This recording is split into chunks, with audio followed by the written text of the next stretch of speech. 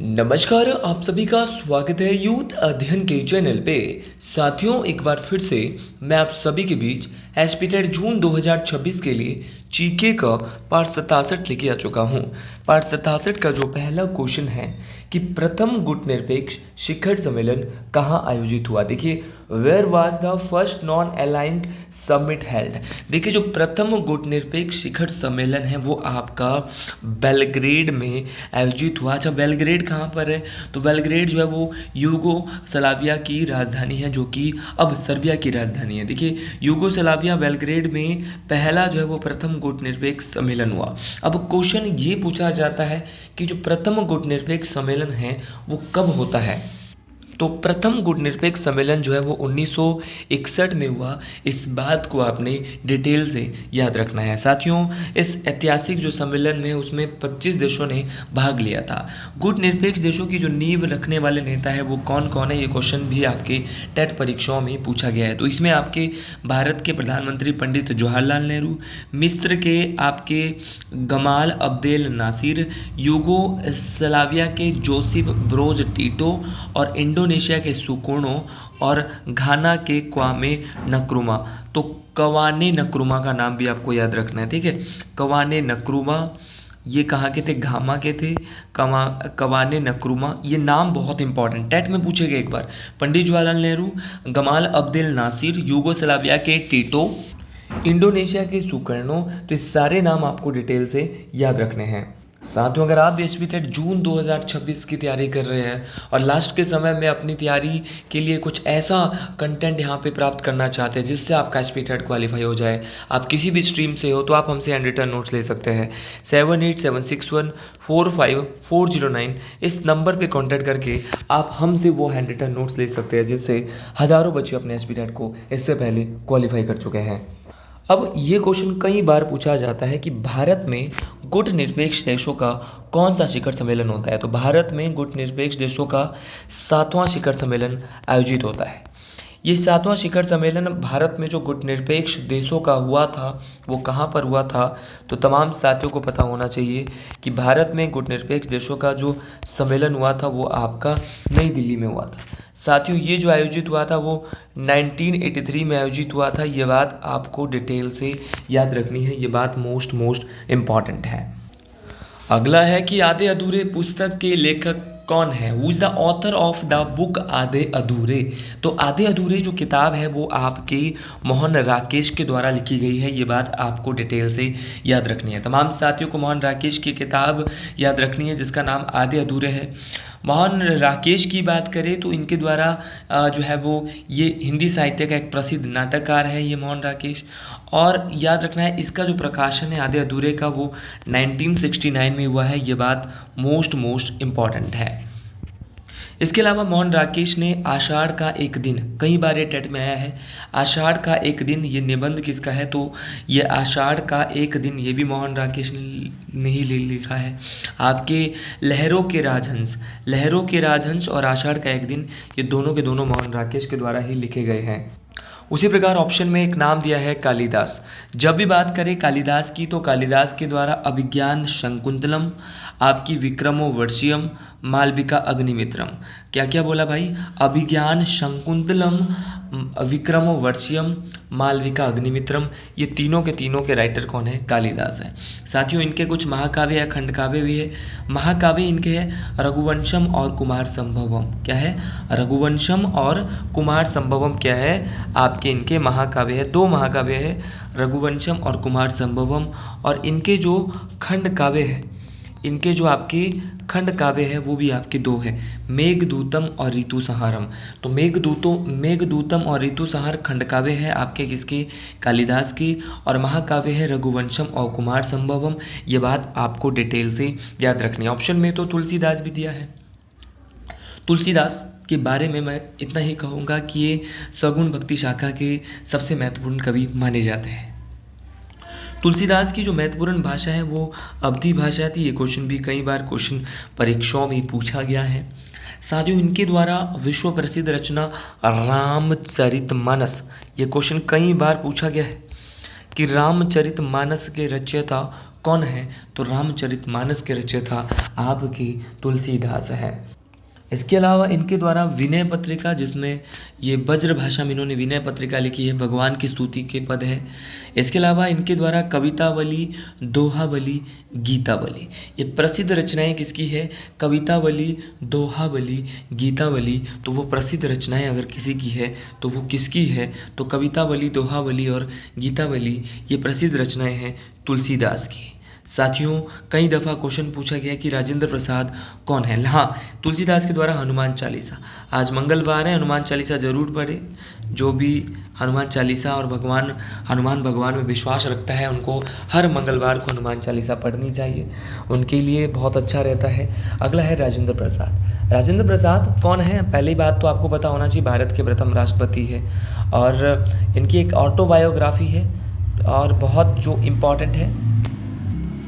भारत का जब विभाजन हुआ तो भारत के विभाजन के बाद इन्होंने एक फेमस अपनी एक ग्रंथ लिखा, एक महत्वपूर्ण रचना लिखी जिसका नाम था इंडिया डिवाइडेड।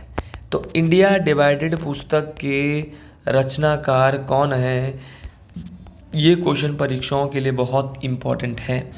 ठीक है, तो इंडिया डिवाइडेड के लेखक है आपके कौन? तो है आपके राजेंद्र प्रसाद। जी हाँ, अगले क्वेश्चन की ओर बढ़ते हैं कि कांग्रेस ने किस अधिवेशन में पूर्ण स्वराज्य का लक्ष्य रखा था? तो भारतीय राष्ट्रीय कांग्रेस के किस अधिवेशन में पूर्ण स्वराज्य का लक्ष्य इन्होंने रखा था? तो कांग्रेस का जो लाहौर अधिवेशन था, ये लाहौर अधिवेशन जो कांग्रेस का हुआ था वो 1929 में हुआ था और इसी अधिवेशन में कांग्रेस ने जो है वो क्या रखा था? आपका पूर्ण स्वराज्य की मांग रखी थी। इस अधिवेशन के अध्यक्ष थे पंडित जवाहरलाल नेहरू। तो कांग्रेस के लाहौर अधिवेशन के अध्यक्ष कौन थे? वो थे पंडित जवाहरलाल नेहरू। इस बात को आपने डिटेल से याद रखना है। इसी अधिवेशन में कंप्लीट इंडिपेंडेंस की बात की गई थी। साथियों, क्वेश्चन कई बार पूछा जाता है कि ब्रिटिश सरकार से जो पूर्ण स्वतंत्रता की जो मांग है वो जवाहरलाल नेहरू ने कब की? तो उन्होंने क्या किया था? 26 जनवरी 1930 1930 को पहली बार स्वतंत्रता दिवस मनाया था और आगे चलकर इसे अब गणतंत्र दिवस के रूप में भी मनाया जाता है। इसीलिए हमारा संविधान लागू कब होता है? 26 जनवरी को होता है। 26 जनवरी 1950 को होता है, क्योंकि हमने स्वतंत्रता दिवस मनाया था 26 जनवरी को, 26 जनवरी 1930 में रावी नदी के किनारे झंडा फहराया था आज़ादी का। तो ये बात आपको डिटेल से याद रखनी है। लाहौर अधिवेशन के अध्यक्ष था पंडित जवाहरलाल नेहरू। उसी प्रकार कराची में भी कांग्रेस का अधिवेशन होता है और बिल्कुल सही है कि 1931 में ही होता है। 1931 में कांग्रेस का कराची अधिवेशन होता है और कराची अधिवेशन के जो अध्यक्ष थे वो थे सरदार वल्लभ भाई पटेल। सरदार वल्लभ भाई पटेल। तो सरदार वल्लभ भाई पटेल जो है वो कांग्रेस के कराची अधिवेशन के अध्यक्ष थे। साथियों, बात करें जो ये कांग्रेस का कराची अधिवेशन है, यहाँ पर ये गांधी इरविन समझौते को मंजूरी देने के लिए आयोजित किया गया था। इस अधिवेशन में कांग्रेस ने पहली बार फंडामेंटल राइट्स की प्रस्ताव को उसकी मांग करी थी। लेकिन ये बात यहाँ पे बात करी थी, मौलिक अधिकारों की मांग सबसे पहले किस अधिवेशन में कांग्रेस ने की थी? तो कराची अधिवेशन में। किसने करी थी? सरदार वल्लभ भाई पटेल ने करी थी। ये बात आपको डिटेल से याद रखना है। कांग्रेस का 1936 में क्या लखनऊ अधिवेशन हुआ? एक तो लखनऊ अधिवेशन हुआ था 1916 में, जो बहुत बहुत इम्पॉर्टेंट है, लेकिन एक लखनऊ अधिवेशन 1936 में हुआ था और इस अधिवेशन के जो अध्यक्ष है वो भी पंडित जवाहरलाल ही नेहरू थे। फैजपुर अधिवेशन, क्या 1937 में कोई फैजपुर अधिवेशन हुआ था? जी हाँ, फैजपुर अधिवेशन कांग्रेस का हुआ था और इस अधिवेशन के अध्यक्ष भी जवाहरलाल नेहरू थे। लाहौर अधिवेशन के भी, 1936 के लखनऊ अधिवेशन के भी और 1937 का जो फैजपुर अधिवेशन था उस अधिवेशन के जो अध्यक्ष थे वो भी आपके जवाहरलाल नेहरू थे। लेकिन भारतीय राष्ट्रीय कांग्रेस का, इंडियन नेशनल कांग्रेस का तमाम साथियों को पता होना चाहिए गाँव में होने वाला पहला अधिवेशन कौन सा है? तो वो है आपका फैजपुर अधिवेशन। ऑप्शन नंबर डी यहाँ पे बिल्कुल सही हो जाएगा। और साथियों, पिछले कल मैंने लाइव मैराथन पार्ट नंबर 39 आपके बीच लेके आ चुका हूँ। इन लाइव क्लासेस को ज़रूर देखें, और जितनी भी मैंने ये एक पार्ट से लेकर 39-40 तक, आज पार्ट नंबर 40 रहने वाला है। शाम को 6 बजे मैं लाइव आता हूँ, तो तमाम मेरे दोस्त, तमाम मेरे भाई, सभी लोग जुड़ जाएंगे लाइव मैराथन क्लासेस में। SP special for SP TET के लिए क्लासेस चल रही है, तो आपके लिए बहुत बड़ी अपॉर्चुनिटी। जिन्होंने ये देख लिया ना, और अगर आपको वीडियोज़ अच्छी लगती है ना, तो कमेंट बॉक्स में हर हर महादेव ज़रूर लिख दिया करे, जय श्री राम लिख दिया करे, ताकि बेहतरीन तरीके से मजा आए। साथियों, ये बहुत बहुत इंपॉर्टेंट क्लासेस है। ये क्लासेस अगर आपने देख ली तो आपका काम हो जाएगा। अगला क्वेश्चन है कि 10 मई 1857 ईस्वी का सिपाही विद्रोह कहाँ से आरंभ हुआ था? देखिए, वेयर डिड द सिपाही म्यूटिनी ऑफ 10 मई 1857। तो 10 मई का जो आपका सिपाही विद्रोह है वो आपका मेरठ से शुरू हुआ था, और ये 10 मई को ही शुरू हुआ था। इसीलिए कई बार ये भी क्वेश्चन एग्जैक्ट डेट भी पूछा जाता है कि 1857 की क्रांति की शुरुआत कितने तारीख को, तो 10 मई को। तमाम साथियों को ये बात डिटेल से याद रखनी है। साथियों, अगर बात करें, कई दफ़ा पेपर में क्वेश्चन पूछने वाला क्वेश्चन क्या पूछता है? क्वेश्चन पूछने वाला क्वेश्चन पूछता है कि 1857 की क्रांति का प्रतीक चिन्ह क्या था? तो 1857 की क्रांति का प्रतीक चिन्ह था कमल एवं रोटी। तो कमल एवं रोटी 1857 की जो क्रांति है उसका प्रतीक चिन्ह था। ये बात आपको डिटेल से याद रखना है।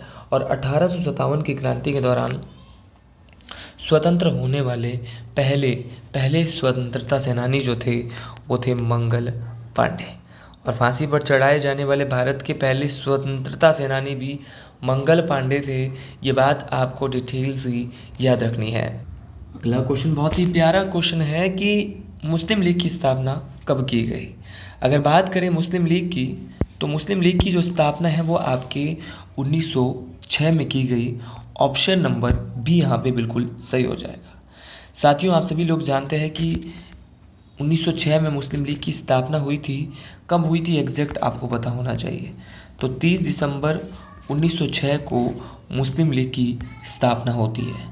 साथियों, मुस्लिम लीग की जो स्थापना है वो बांग्लादेश की राजधानी कहाँ है? ढाका। तो बांग्लादेश की राजधानी ढाका में मुस्लिम लीग की स्थापना होती है। ये बात आपको डिटेल से याद रखनी है, ये बात परीक्षाओं में पूछी जाती है। साथियों, 1905 में क्या हुआ था? तो 1905 में आपका बंगाल विभाजन हुआ था। महादेव की कृपा से आपको एक एक बात को याद रखना है। 1905 में बंगाल विभाजन होता है, और बंगाल विभाजन जो है वो लॉर्ड कर्जन, महादेव की कृपा से आपको याद रखना है, लॉर्ड कर्जन के द्वारा इसकी शुरुआत की गई थी। और इस विभाजन के विरोध में, जो ये 1905 का जो बंगाल विभाजन हुआ था उसके विरोध में भारत में कौन सा आंदोलन चला था? स्वदेशी आंदोलन चला था। ये बात आपको डिटेल से याद रखनी है। तमाम साथियों को एक एक बात मोस्ट इम्पॉर्टेंट तरीके से मैं बता रहा हूँ। अगला क्वेश्चन 1907 में क्या हुआ था? तो 1907 में कांग्रेस का सूरत अधिवेशन। ये क्वेश्चन कई बार पूछा गया है कि कांग्रेस पार्टी का सूरत अधिवेशन कब हुआ? तो कांग्रेस पार्टी का सूरत अधिवेशन 1907 में हुआ, जहाँ पे कांग्रेस पार्टी का विभाजन हुआ गरम दल एवं नरम दल। तो कांग्रेस गरम दल और नरम दल में कब बटी? तो गरम दल और नरम दल में बटी थी 1907 में कांग्रेस के सूरत अधिवेशन में। अच्छा, 1909 में क्या आया? तो 1909 में आया मार्ले मिंटो सुधार अधिनियम। तो मार्ले मिंटो सुधार अधिनियम के तहत क्या हुआ? पृथक निर्वाचक मंडल की मांग क्या हुई साथियों? पृथक निर्वाचक मंडल की मांग की गई। और पृथक निर्वाचक मंडल की मांग के बाद कांग्रेस दो दलों में बंट गया, या भारत को जो है वो सांप्रदायिक निर्वाचन या पृथक निर्वाचन के लिए बांटा था। तो वो बांटा था मिंटो ने, लॉर्ड मिंटो। इसे लॉर्ड मिंटो को भारत में जो है सांप्रदायिक चुनाव का जनक भी कहा जाता है। मुस्लिम लीग की बात करें तो मुस्लिम लीग की स्थापना सलीमुल्लाह खान और आगा खां के द्वारा की गई थी, और ढाका में ये स्थापना की गई थी। ये बात आपको डिटेल से याद रखनी है। अगला क्वेश्चन है कि जो गिरी नदी है वो कहाँ से निकलती है? तो गिरी नदी कुफर चोटी जुब्बल से निकलती है, ये बात आपको डिटेल से याद रखना है। तो आपका जो शिमला की जो चांसल चोटी है वहीं पर कुफर पहाड़ी है, और उसी कुफर पहाड़ी से आपकी क्या निकलती है, इसी कुफर पहाड़ी से आपकी क्या निकलती है, आपकी गिरि नदी निकलती है। देखिए, गिरि नदी हिमाचल प्रदेश की एक फेमस नदी है जो कि आपकी मोकामपुर नामक स्थान में यमुना नदी में मिलती है। तो गिरि किसकी सहायक है, आपकी यमुना की सहायक है। साथियों, गिरि जो है शिमला ज़िले से निकलकर सिरमौर ज़िले में बहती है और सिरमौर ज़िले को दो भागों में बांटती है, गिरि आर और गिरि पार। गिरि आर और गिरि पार दो भागों में ये आपका हिमाचल प्रदेश को बांट देती है, ये बात आपको डिटेल से याद रखनी है।